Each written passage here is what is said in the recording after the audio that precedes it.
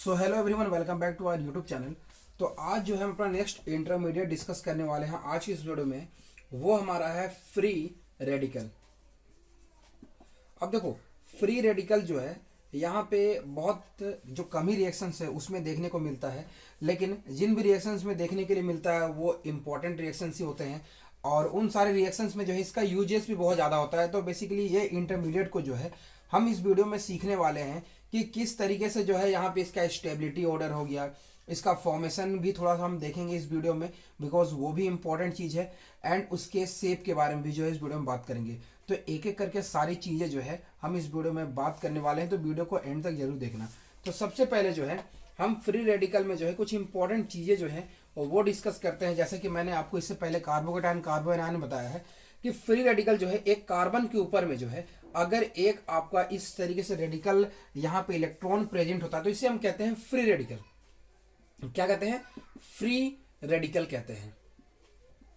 ठीक है, अब ये जो फ्री रेडिकल हुआ यहाँ पे क्या है, टोटल जो है यहाँ पे 7 इलेक्ट्रॉन प्रेजेंट है। मतलब ये आपका कैसा हो गया, ओड इलेक्ट्रॉन स्पीसीज हो गया। अब जैसा कि मैंने आपको पहले भी बताते आया है कि जो ओड इलेक्ट्रॉन स्पीसीज होता है वो आपका पैरामैग्नेटिक होता है, पैरामैग्नेटिक इन नेचर होता है। ठीक है, अब ड्यू टू इट्स पैरामैग्नेटिक के कारण ये क्या होता है, ये आपका ESR जो होता है एक्टिव हो जाता है। ये कुछ पॉइंट्स है, ये सबसे पहले आप जान लो, इसके बाद में जो है हम इसके बारे में सारी चीजें स्टार्ट करेंगे। तो सबसे पहले जो है ये कुछ पॉइंट्स थे रिगार्डिंग आपका फ्री रेडिकल। हम अभी बात करेंगे फ्री रेडिकल का जो है वो शेप किस तरीके से आप रिप्रेजेंट करते हो, उसका ऑर्बिटल जो पिक्चर होता है वो कैसा होता है। तो सबसे पहले जो है हम ऑर्बिटल पिक्चर के बारे में बात करेंगे यहाँ पे फ्री रेडिकल के बारे में। तो आपका जो है ये कार्बन हो गया, देन इसके साथ में जो है आपका इस तरीके से एक हाइड्रोजन आपका डैश में प्रेजेंट हो गया, एक हाइड्रोजन जो है आपका यहाँ पे वेज में प्रेजेंट हो गया।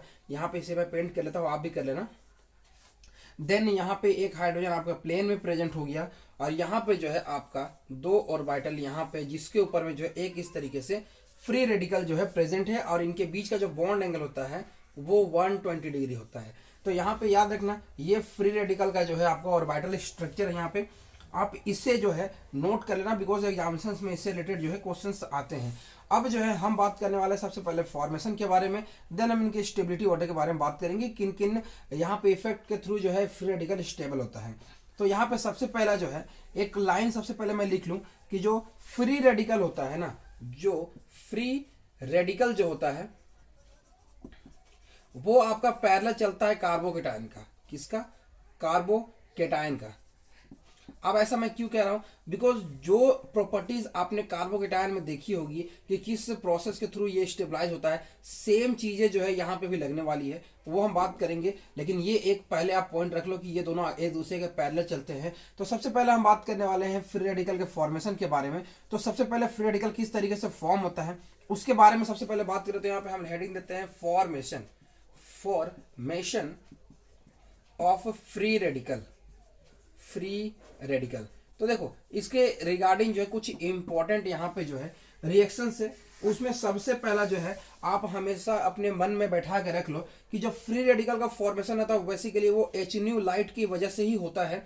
ठीक है, सबसे पहला जहां पे आपको HNU नजर आएगा रिएक्शंस के ऊपर में, जैसे आपको रिएक्शंस हो रहा है उसमें HNU आपको नजर आ रहा होगा, तो आप कहीं ना कहीं वहां समझ जाना कि यहाँ पे बेसिकली पॉसिबिलिटी है कि यहाँ पे फ्री रेडिकल का जो है फॉर्मेशन हो सकता है। इसके रिगार्डिंग पहला मैं रिएक्शन आपको दिखा रहा हूं, वो आपका यहाँ पे है RC double bond O and उसके बाद में आपका OC double bond O and यहाँ पे हो गया आपका R। ये आपका एक एसाइल पेरोक्साइड है, पेरोक्साइड है।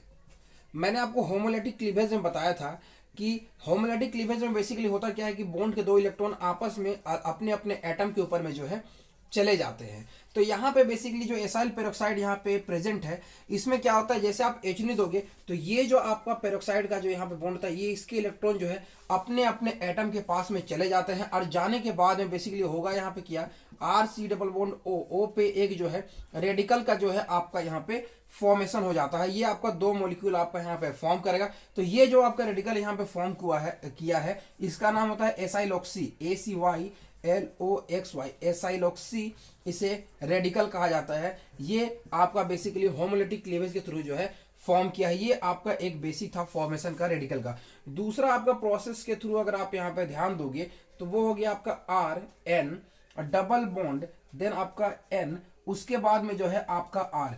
इसमें अगर सबसे पहले देखोगे तो यहाँ पे जो है आपका दो नाइट्रोजन यहाँ पे प्रेजेंट है, और यहाँ पे नाइट्रोजन जो है कहीं ना कहीं से चाहे कि वो N2 के फॉर्म में लीव कर जाए, क्योंकि पता है आपको N2 में जो है N ट्रिपल बॉन्ड N का जो है बॉन्ड का प्रेजेंस होता है, और ये बहुत ज़्यादा स्टेबल होता है। एनवायरमेंट में से भी सबसे ज़्यादा पाया जाता है नाइट्रोजन गैस, और ये ऑलवेज चाहेगा कि N2 के फॉर्म में यहाँ पे लिबरेट हो जाए। इसके लिए सिंपली क्या होगा कि यहाँ पे दो आर बॉन्ड है, ये आपस में जो है फ्री रेडिकली जो है ब्रेक हो जाएंगे, एंड यहाँ पे भी जो है ब्रेक हो जाएंगे। ये दोनों आपस में एक बॉन्ड बना लेंगे, और यहाँ पे ये आर जो है आपका रेडिकल के फॉर्म में जो है आपका बाहर हो जाएगा, एंड उसके बाद में जो है आपका N2 जो है यहाँ पे लिबरेट कर जाएगा। तो ये आपके दो प्रोसेस के थ्रू जो है हमने रेडिकल फॉर्म किया। तीसरा इंपॉर्टेंट प्रोसेस अभी मैं यहाँ पे दिखाने वाला हूँ जो आपको जानना चाहिए, वो आपका है यहाँ पे एग्जांपल अगर आप नोट करोगे तो वो हो गया आपका R C double bond O, and आपका ये आर हो गया। इस केस में देखो तो यहाँ पे जो है फिर से हम रेडिकली अगर ब्रेक कर दे HNO दे करके, तो ये बेसिकली आर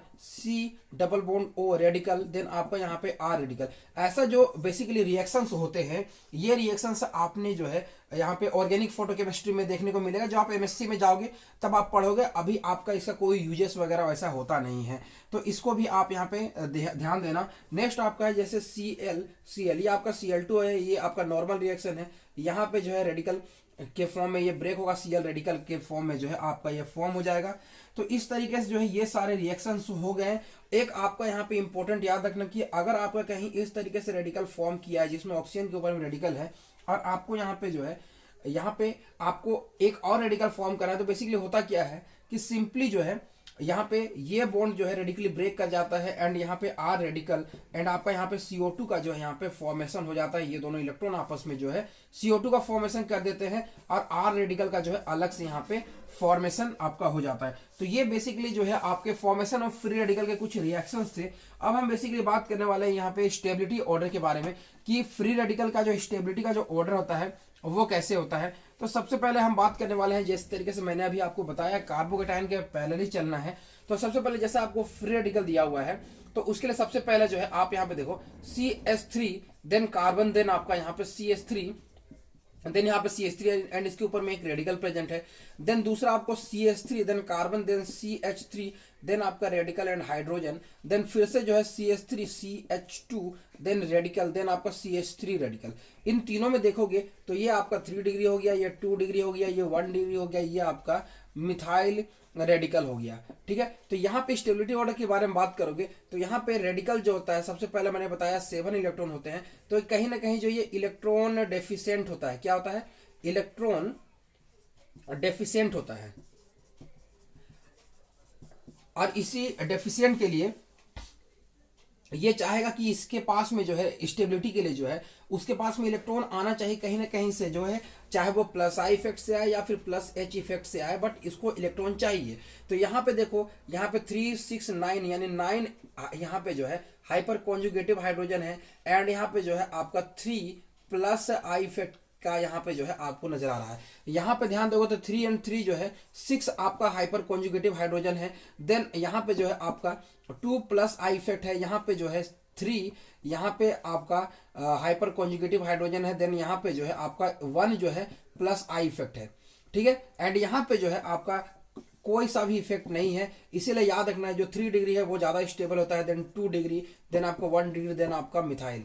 ठीक है, ये आपका बेसिकली यहाँ पे स्टेबिलिटी ऑर्डर रहने वाला है आपका रेडिकल्स का। अब जो है एक इंपॉर्टेंट है, अब यहाँ पे जिस तरीके से आपने कार्बोकेटायन में देखा था कि मैंने यहाँ पे एग्जांपल लिया था कि जैसे आपको एक बेंजालिक दिया हुआ है, बेंजालिक जो रेडिकल है वो भी जो है आपका यहाँ पे स्टेबल होता है। जैसे यहाँ पे आपको एक एग्जांपल दिया हुआ है कि इस तरीके से जो है आपको बेंजीन रिंग बनाया हुआ है, एंड यहाँ पे CH2 रेडिकल दिया हुआ है, और यहाँ पे CH3, देन यहाँ पे कार्बन, देन CH3, यहाँ पे हाइड्रोजन, एंड यहाँ पे रेडिकल दिया हुआ। इन दोनों में स्टेबिलिटी किसकी ज्यादा होगी? तो याद रखना ये आपका यहाँ पे जो है ये रेडिकल जो है इस बेंजीन रिंग का जो है यहाँ पे इसके कारण जो है ज्यादा स्टेबलाइज है। जिस तरीके से केटायन जो था आपका रेजोनेंस में पार्टिसिपेट करा था, उसी तरीके से जो है ये भी जो है आपका यहाँ पे रेजोनेंस में रेडिकल प्रोसेस के थ्रू जो है पार्टिसिपेट कर सकता है। और दूसरा यहाँ पे क्या है, ये आपका बेंजाइलिक जो है आपका रेडिकल है, इसीलिए जो है ये आपका ज्यादा स्टेबल होता है with respect to this, because यहाँ पे 2+ इफेक्ट या फिर जो है 6 हाइपर कॉन्जुगेटिव हाइड्रोजन नजर आ रहा है। तो ये बेसिकली आपका यहाँ पे रेडिकल के लिए जो है यहाँ पे आपका स्टेबिलिटी ऑर्डर रहने वाला है। तो जो जो पॉइंट्स थे, जो हमारे सिलेबस के बेसिकली पार्ट थे, वो सब हमने जो है यहाँ पे पॉइंट वाइज करके यहाँ पे डिस्कस कर लिया है। ठीक है, अब यहाँ पे जो है एक सम अप करके जो है मैं आपको एक स्टेबिलिटी ऑर्डर देता हूँ, जिसमें जो है आपका कौन ज्यादा स्टेबल होगा यहाँ पे। तो सबसे पहले याद रखना, जैसे आपको दिया हुआ है यहाँ पे बेंजीन रिंग दिया हुआ है, ठीक है, एंड यहाँ पे भी जो है आपका एक बेंजीन रिंग दिया हुआ है, देन यहाँ पे आपका एक बेंजीन रिंग दिया हुआ और यहाँ पे एक रेडिकल है। दूसरा एग्जांपल में क्या है, यहाँ पे 2 आपको रिंग दिए हुए हैं और यहाँ पे हाइड्रोजन, देन आपको यहाँ पे रेडिकल, देन यहाँ पे एक बेंजालिक दिया हुआ है CH2। तो यहाँ पे याद रखना, जितना बेंजीन रिंग है उतना ज्यादा स्टेबल होगा, क्योंकि अभी जस्ट मैंने बताया ज्यादा स्टेबल होगा। तो यहाँ पे स्टेबिलिटी ऑर्डर जो है ये रहने वाला है। तो ये आपका ट्राइफिनाइल मिथाइल रेडिकल है। तो ओवरऑल स्टेबिलिटी ऑर्डर की बात करें तो याद रखना, ट्राइफिनाइल मिथाइल रेडिकल, ये आपका रेडिकल हो गया। उसके बाद में जो है biphenyl methyl radical, then उसके बाद में जो है आपका आता है बेंजाइल रेडिकल।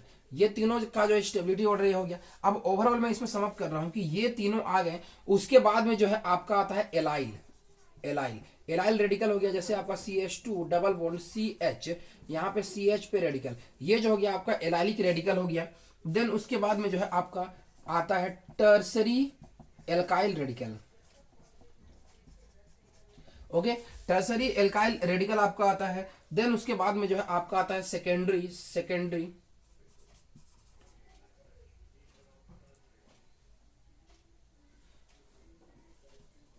सेकेंडरी आपका यहाँ पे अल्काइल रेडिकल हो गया। देन आपका हो गया प्राइमरी अल्काइल रेडिकल हो गया। ठीक है, तो ये बेसिकली जो है आपका यहाँ पे स्टेबिलिटी ऑर्डर हो गया। इधर लेफ्ट की ओर मूव करोगे तो आपका स्टेबिलिटी जो है इंक्रीज होगा। देन राइट साइड मूव करोगे तो स्टेबिलिटी जो है वो आपका डिक्रीज करेगा। तो ये बेसिकली आपका यहाँ पे स्टेबिलिटी ऑर्डर था, जो भी आपका रेडिकल से रिलेटेड थे। तो इन सभी पॉइंट्स को जो है आप यहाँ पे याद रखना, ताकि आपको रेडिकल से जो है कोई प्रॉब्लम ना हो।